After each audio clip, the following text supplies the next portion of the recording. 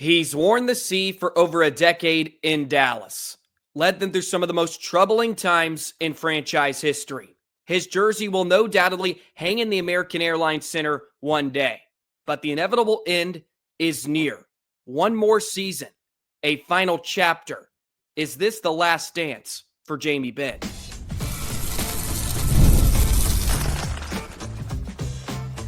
You're Locked On Stars, your daily podcast on the Dallas Stars, part of the Locked On Podcast Network, your team every day. Howdy, Stars fans. I'm Joey Erickson, former producer of 105 Through the Fan. Please be sure to subscribe. We are free and available wherever you get your podcasts and on YouTube. And as always, thank you so much for making us a part of your day and making us your first listen. Welcome to a Wednesday edition of Locked On Stars, part of the Locked On Podcast Network, your team every single day. And today, we're going to discuss the potential of this being the last dance for Jamie Benn with the Dallas Stars. Could 2025-26 be the final season for Benn in Victory Green? One of the best Dallas Stars of all time, but he has one thing that is missing from his resume, a Stanley Cup. No doubtly will his jersey hang in the AAC one day, but can he grab that illustrious Stanley Cup to add to his resume with the other greats in the franchise's history? The Mike Modanos, the Sergei Zubovs. Can Jamie Benn finally capture hockey's ultimate glory? We're going to talk about some of his career milestones and the potential legacy of Jamie Benn as well. And of course, I'm not here to say that this is going to be the last season for Jamie Benn, but after what we saw from the captain in the Stanley Cup playoffs, I think a lot of Stars fans, including myself, felt like it was maybe time to move on. But he signed a one-year deal worth $1 million with potential of $3 million to acquire via bonuses for this upcoming season. And this really could be the last season for Jamie Benn in Dallas. He's 36 years of age now, and the decline is certainly showing. Remember a couple of years ago, he had that renaissance, right? We were calling it the Bennaissance, when he had 78 points in 82 games. He had 33 goals in 2022-23. He had 21 goals in 23-24. That dropped to 16 this past season. He had 49 points. He declined from 78 points in 22-23 to 60, and then to 49 points this past season. And look, he's hands down going to go down as one of the best Dallas Stars in franchise history. We talked about some of these numbers when we were going through our season grades. The least amount of power play goals in his career. I brought this statistic up a lot because it's still just mind-boggling to me. 1 power play goal this past season. Third least amount of shots on goal in his career as well, 136. And what is his role going to look like next season in Dallas? I think that's one of the biggest questions going into this season when we look at the Dallas Stars.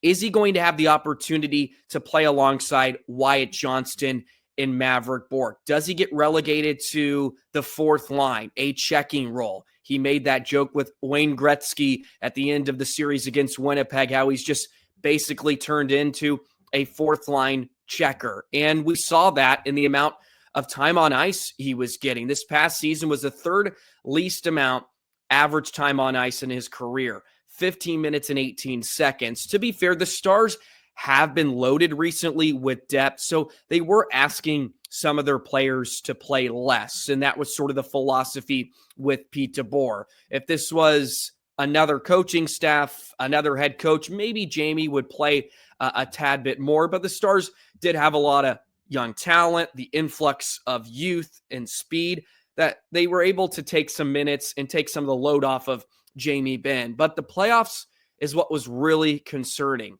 13 minutes and 6 seconds was his average time on ice, the least of his career. And that goes back to 2019, 2018, 2013, right? He was playing over 21 minutes in that postseason in 2013, 2014 when he was just a young buck. Only 13 minutes, just over 13 minutes. He had 3 points in 18 games. The 1 goal is that power play goal against Colorado in Game 3 on the road, and he was a -11.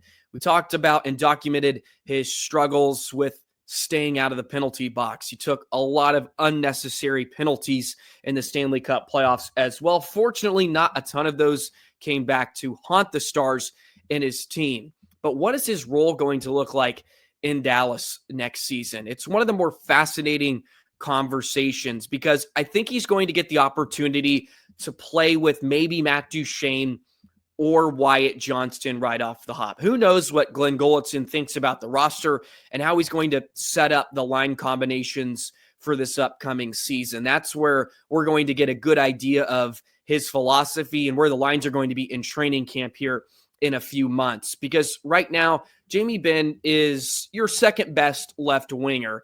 You could maybe say third behind Sam Steele if you wanted to argue that.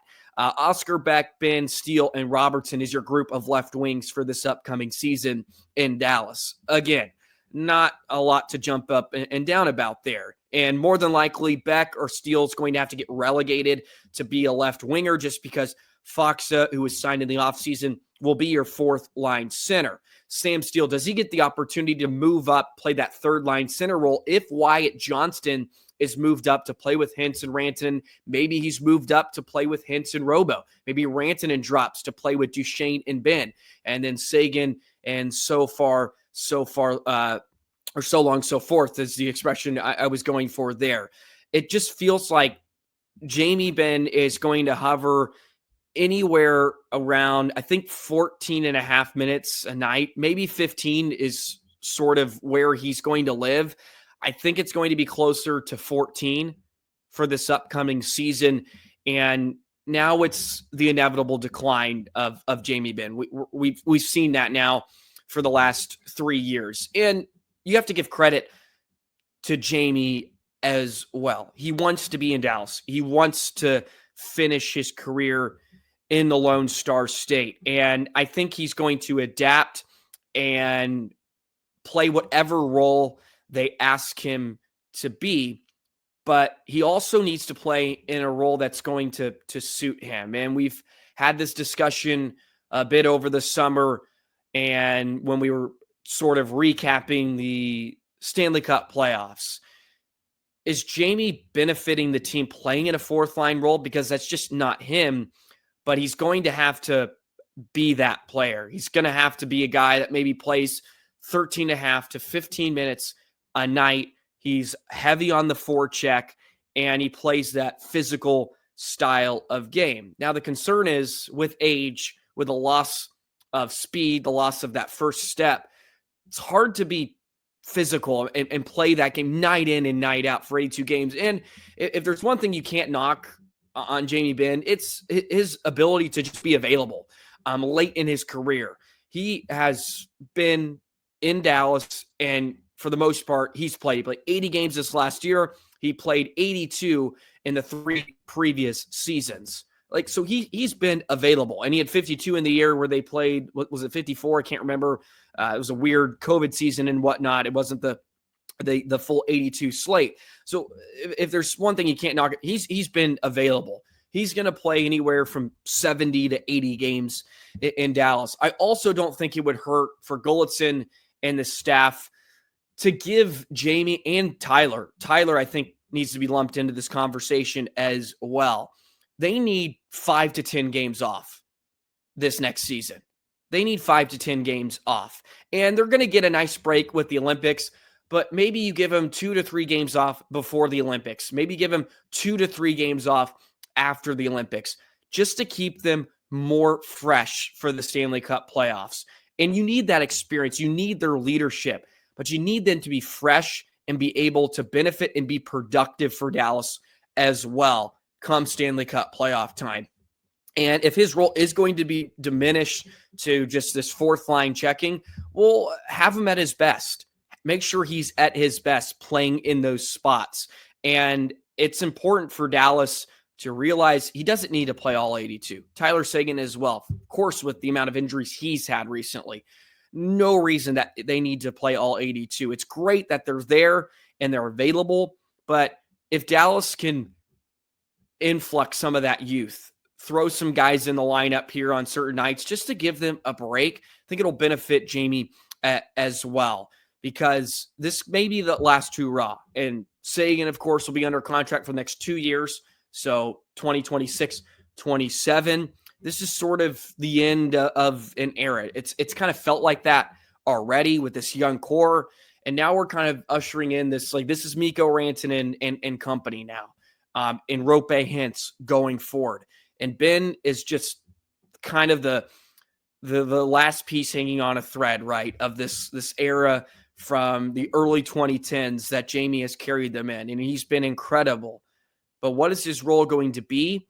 Can he be still effective as a leader, playing in these certain roles, maybe not playing heavy minutes, maybe not getting power play time? That's a possibility that he doesn't get some of those opportunities like he did in his past. And it's just going to be really, really intriguing to see how Golitzin sees his captain. Seem to have a great relationship. I know Golitzin mentioned in his press conference he's talked to Jamie ever since he left a long time ago. Of course, they ran into each other, or Jamie had him as this coach with the Texas Stars when he was in the AHL for a cup of coffee. So the final year, a 1-year contract. Is he going to get another one? I don't know. And that's why I feel like this really has the potential to be one last season for Jamie Benn in Victory Green, with a chance to hopefully bring the Stanley Cup back to the Lone Star State. Let's touch on some of the career milestones, just some of the numbers he's put up while being a Dallas Star as well. We'll do that in just a moment. Today's episode of Locked On Stars is brought to you by Gametime. We've all been there, logging on early, waiting forever for concert tickets to go on sale, only to lose your spot for a show you've been dying to see. Live music should be about making memories, not dealing with the stress of ticket shopping. That's where Gametime comes in. Gametime makes getting concert tickets faster and easier than ever. Prices actually drop as it gets closer to showtime, and you can save up to 60% off with their killer last-minute deals. Tired of endless scrolling, trying to find the best deal? Gametime's Zone Deal picks the best seats in your section for you. I've already hopped on Gametime recently. I'm going to Seattle over the weekend, going to watch the Rangers at T-Mobile Park. I hopped on Gametime, found the perfect seats, no obstructions, boom, bada bing, bot, boom, going to the game. It's going to be great. Takes all the stress out of buying tickets. You can see the view from your seat before you buy it as well. It takes the guesswork out of buying concert tickets, sports tickets, whatever you want with Gametime. Download the Gametime app, create an account, use code LOCKEDONNHL for $20 off your first purchase. Terms apply. Again, create an account, redeem code LOCKEDONNHL for $20 off. Download the Gametime app today. Last minute tickets, lowest price guaranteed. Jamie Benn has hit a lot of career milestones during his time with the Dallas Stars, and he will certainly hit another next season. We thought he scored his 400th career goal a couple of times last year, but he had some bad luck. I think it was a couple of offside decisions that overruled both of his goals, which would have been his 400th career goal. So he's sitting on 399 career goals. Excuse me. His potential to get to 1,000 points. I think he has a great shot. He's 44 away from hitting that. As long as he doesn't drop off a huge cliff, I think you can pencil Ben in for about 40 points next season. So 45 may be a bit of a stretch, again, depending on what his limited role or what his role in general is going to be with the Stars next season. But as I said, I think he's going to get an opportunity to play with Johnston. He's going to play with Duchesne, maybe some minutes with Seguin. So he's going to have some opportunities to rack up some production early. That's just my feeling on the matter in terms of Ben. So 1,000 points is certainly not out of the realm. He'll be entering his 17th season with the Dallas Stars as well. He'll hit over 1,200 games this next season as well. He's at 1,192. Of course, he won that Art Ross back in 2014, 2016. Just remarkable that he won it with under 100 points, under 90 points. Oh, man, those were the days in the NHL. 87 points. Of course, he had the 4-point night against Nashville at the American Airlines Center in the final game of the regular season. I actually happened to be at that game when he clinched the Art Ross over John Tavares, who was with the New York Islanders at the time.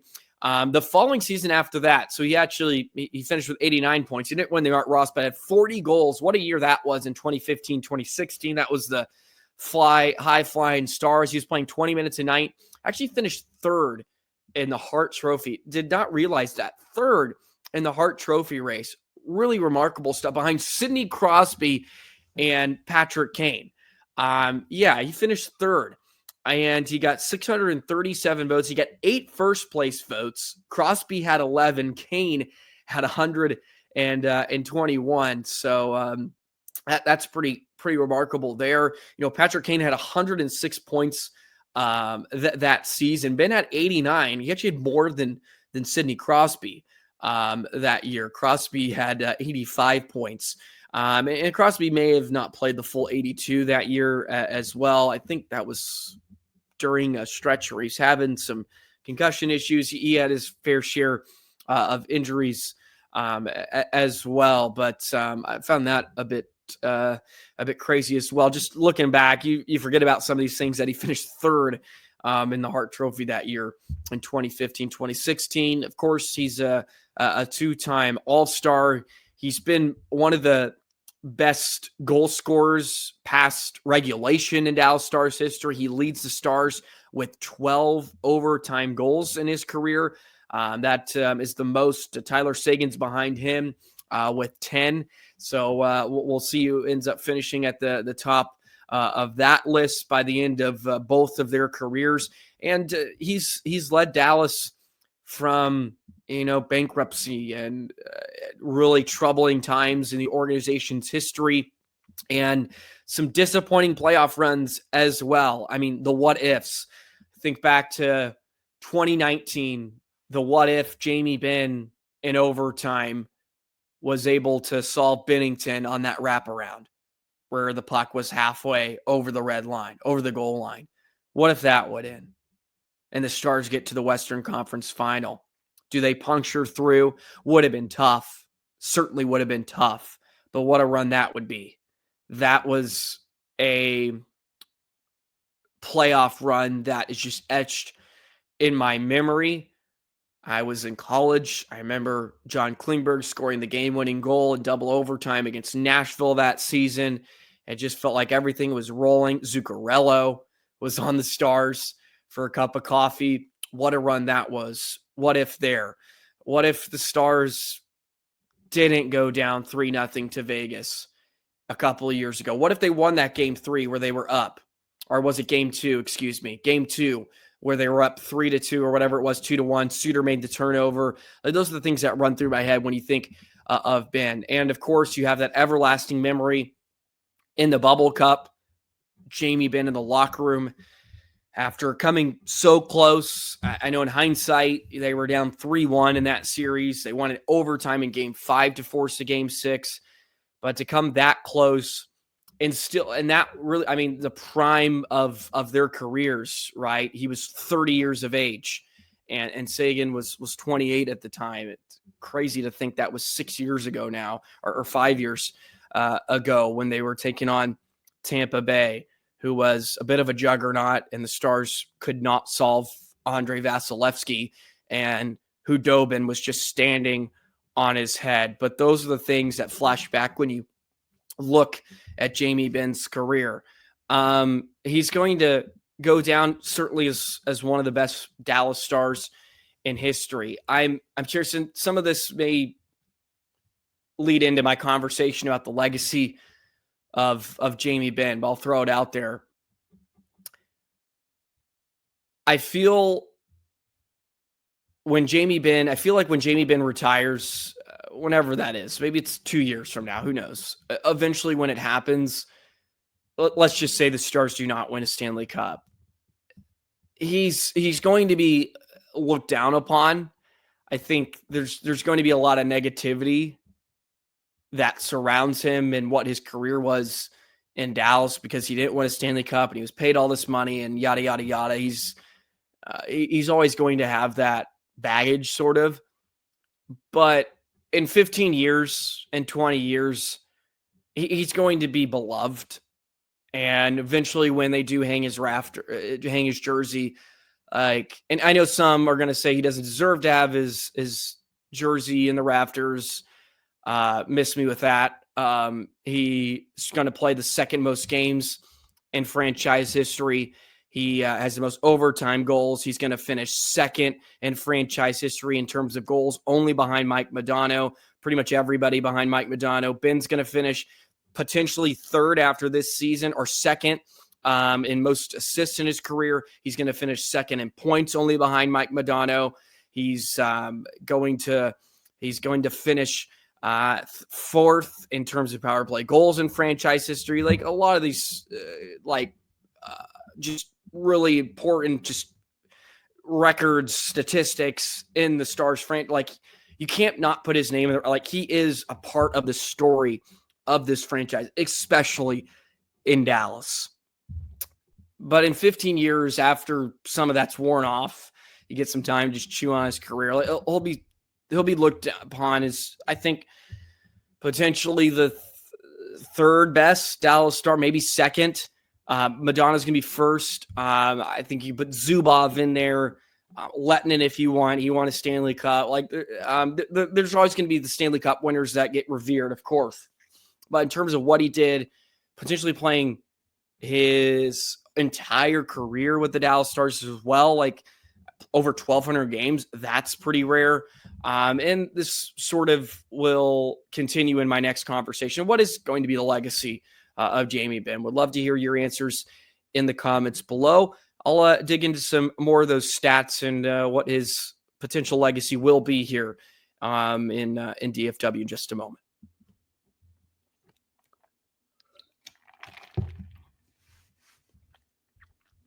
Wanted to throw this nugget at you as well. I just looked up online players that played at least more than 1,200 games with one team and in their career. The most ever was Nicholas Lidstrom, who played 20 seasons with the Detroit Red Wings, 1,564 games. But if you look at that list of over 1,200 games with the one franchise, Patrick Elias with New Jersey, Henry Richard back in the 70s. You have Ken Danaiko, Patrice Bergeron, Dustin Brown with the Kings. You have the Sedin twins, Joe Sakic, Steve Yzerman, Shane Doan with the Coyotes, Alex DeVecchio with the Red Wings from 50 to 74. He played 1,549, so just a couple games less, about a dozen less than Nick Lidstrom. And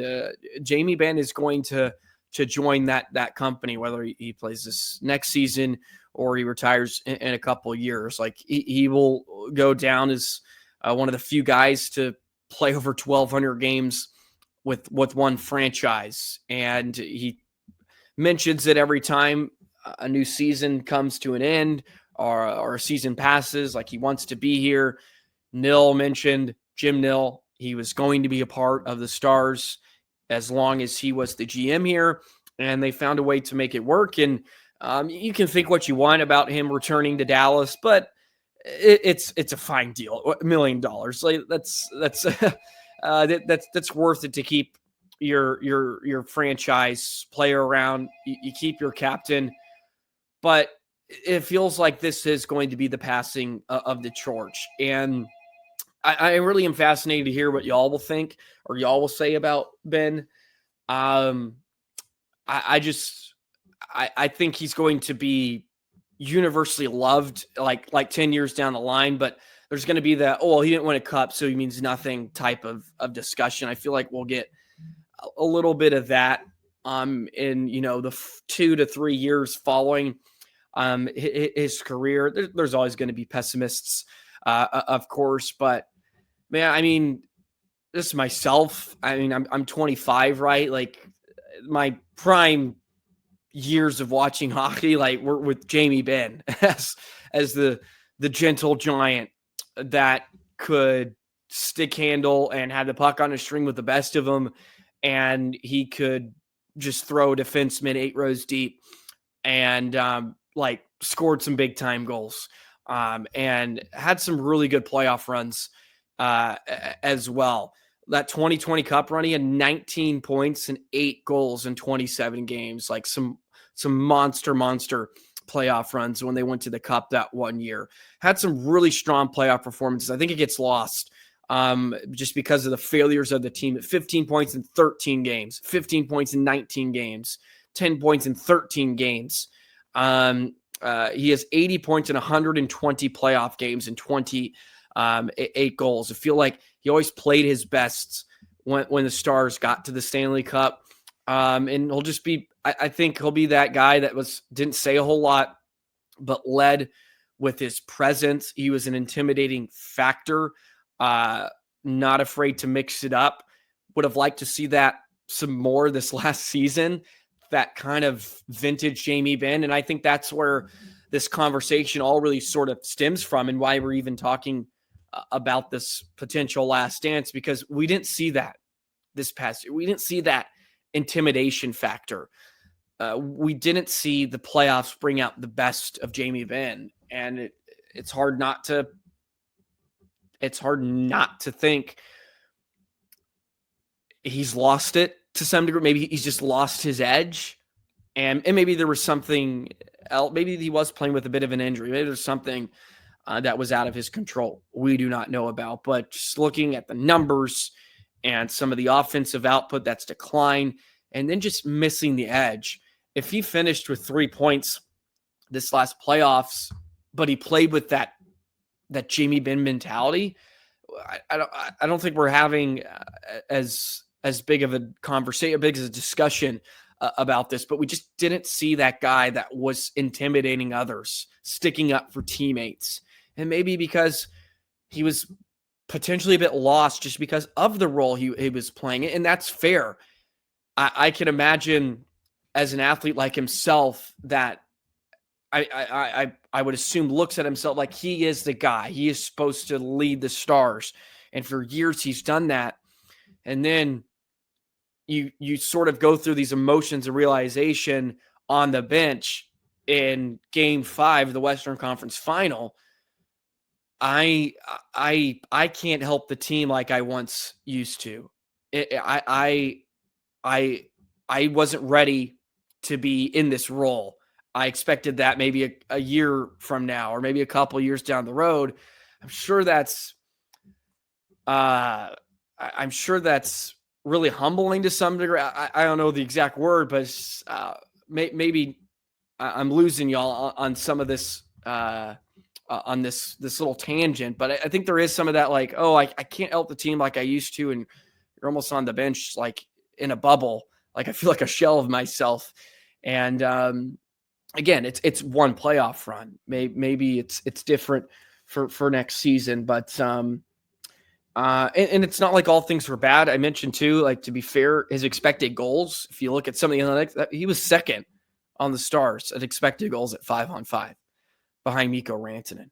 And that's with him having some issues. He was in the box quite a bit. He was taking some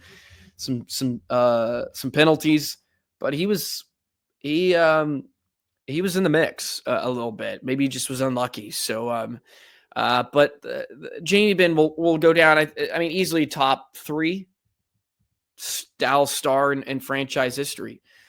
Whether put you can put Mondano ahead of him, Zubov, Yeltsin, whoever. But I think Dallas Stars, like, he'll be top 3 easily, and maybe he's second behind Mo. And he's going to finish in a lot of categories behind Mo in his career as well. But some good stuff there. Wow. Sorry, I just saw this on Twitter. This is not even Dallas Stars related, but I think maybe a good comparison, maybe not. But Josh Hamilton, he's going to be inducted into the Texas Rangers Hall of Fame. That's cool. That's really cool. I get even a little emotional just thinking about Josh Hamilton. Anyways, this is a Stars podcast, but I just saw that pop up. And I'm like, Josh Hamilton, August 9th.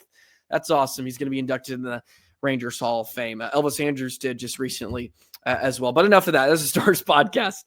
Dallas Stars Hall of Fame, though, Joe Nieuwendyk, Ralph Strangis this upcoming season, class of 2025, to kind of bring it full circle. But thank you, as always, for the love and support on each and every episode here of Locked On Stars. I apologize for some of the inconsistencies recently. We're getting it back on track. I promise. Getting it back on. We're going to certainly hit you with some content. We're going to have some fun.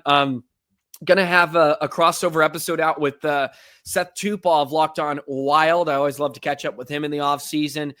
We plan to record today when this is out on a Wednesday, so look out for that on either Thursday or Friday. That will be a fun one.